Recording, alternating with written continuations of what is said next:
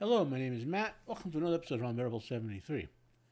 So today I am going to review Star Trek Picard Season 3, Episode 1, which has the title of The Next Generation. Now, some full spoilers, since I'm reviewing this several weeks past. Basically, if I catch up to what is being broadcast, I will do a little more restrained spoilers. So we might do them all. Also note, I've been avoiding Kirti Trek due to the combination of wokeness and bad writing. I gave STD a shot. It was eagerly anticipating Michelle Yeoh as the captain and the star. We all know how that turned out. It was bait and switch again. Everything I heard about or read about Star Trek Picard was more of a woke, badly written nonsense. I watched the first episode back in 2020 and was basically done. So it was just more of the same. More preaching at me with bad writing and telling me how I should be living my life. Then Thursday, started getting some good reviews. And after doing some research, it turns out the showrunner of this season is basically be giving carte blanche to do what he wants because the other producers and executives think this is the last season of it and the last season of Star Trek. So they're ignoring him. And he's chosen to do a soft reboot and basically make this Star Trek The Next Generation Season 8. Okay. As far as the production values go, they're pretty well done. I mean, you could always find flaws. I could look and see some angles and some things that should have been better animated or whatever. But as far as canned Star Trek goes, the people have this era and look of ships down, so it's what it is. Now, the season opens with two major running plot points, which I presume will connect several episodes down the line. Plot A, what I'm calling Plot A, begins with a coded message that Dr. Crusher sends to Picard via his old Enterprise D-Com badge. Plot B involves some sort of Starfleet intelligence agents, which may or may who may or may not be why can't I talk this morning? Who may or may not have been kicked out of Starfleet intelligence due to substance abuse, and this handler is being run by a mysterious handler who is investigating stolen weapons of mass destruction. Right now, much of what I refer to as Plot A for this episode is implemented through character exposition and development rather than action. For example, the common setup of an "I know a guy" comes into play quite a few times.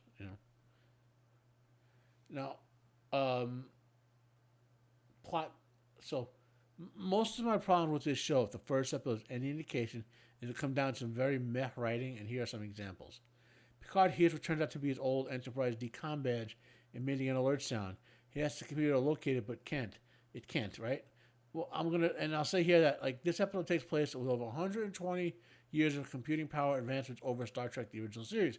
And now an episode early on where the ship's computer could isolate heartbeats and find a location where on the ship it was, right? So now Picard, 120 years later, whatever computer's in that building in his office, which has tons of Starfleet stuff in there, and therefore probably intelligence or whatever, he's still a consulting admiral, that computer can't locate a beeping coming from his room? That's preposterous, okay? So also, what logic is there in Picard only ever having one comm badge? We've seen examples where clearly they had to have replaced the comm badge, like Picard's captured a couple of times and whatnot, right? And we're also supposed to prove the bridge crew of the old Enterprise D has set up a VPN and comm badges for some reason given in the show. Fine, I can kind of remember that, but here's the point on that, right? How is the VPN just on their comm badges, right? Meaning, why isn't there should be a bunch of settings that are on other computers and things like that, right? How is it just doesn't from a computer construction point of view, it doesn't make sense that the signal will go to the comm badge and not to Picard's email or something like that. To say now go on your comm badge, I sent an encrypted message to it, or something like that. I don't know. It seems illogical to me. So now we go on. Picard goes to Riker, who is still an active captain in Starfleet for advice, and ultimately gain access to a ship. This entire subplot makes no sense. Okay. Even though Picard is trying to keep the record off the book, so to speak, Picard and Riker should have had the clout to, at the very least, basically an access to a runabout, which is a warp-capable, copper-capable ship, or whatever the Picard Season 3 era version of that is, okay? I mean, that would have solved the whole problem. They would have warped out there, got the runabout, got them on board, and warped away, and no one, and it would have been gone before the other ship even arrived, Well, let's get Beverly over to the runabout, and let's warp away from here. Boom. Instead, we're introduced to a rather disingenuous and pointless subplot on the Titan, which is Will's old ship. Okay, Captain Shaw is made an asshole for no reason, and he also hates former Borg. Right? And I'm fairly sure that Starfleet actively monitors the psychiatric health of the captains. You know, ever since the Pull the Garth of Izar incident, you know, these being to put in command of vessels that can destroy planets, right? He literally orders Seven to change her name to a former human name. How is that even legal? Okay, and Captain Shaw is inherently hostile to Riker and Picard from the get-go. This character shows no sense of the professionalism that most Starfleet captains in the past have been depicted as possessing, right? So this plot is disingenuous because it basically serves as a time delay element and gets wiped off the face of the show, so to speak, as if it never happened by the end of the second episode. Ultimately, Seven hijacks the ship to go up Picard and Riker want to go. So, and think more about this one, right? Why, even if he disliked Picard and Riker for all the reasons stated in his show, right? How many times did the Enterprise save like everything? Save planets, save the galaxy, whatever.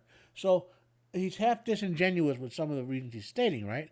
But furthermore, even if that's all true, these are two Starfleet legends, as Seven points out. You just the log of your bad your bad treatment bad, because that gets logged, right? Will make other admirals and whatever hostile to you. How he's stupid. Why is the captain of Starship Veteran? That's stupid. Okay? Now, plot B largely moves forward to its in-episode based conclusion without too many problems, right? And I'll compliment the actors, however. They seem to fall into the old Next Generation and era roles pretty well. And Patrick, who's playing obviously very frail Picard, so the actor himself is very old. There'll be more to say about this bit in a couple episodes if I get that far. I give it a 5 out of 10. You know, I mean, if the writing were even 10% better, I probably would have given it a 7 or 8 out of 10. Just because there was some nostalgia bit in here. It was kind of fun to see the gang getting back together and acting in a proper Star Trek way. You know, there's a lot of positive to that, you know. So, thanks for watching my video. Smash the like button if you liked it. Hit dislike if you didn't. Comment down below if you have any questions for me about this video. Please share the video if you found it worthwhile. I'm Matt. This has been an episode of Unbearable 73. Have a nice day, and I am out of here.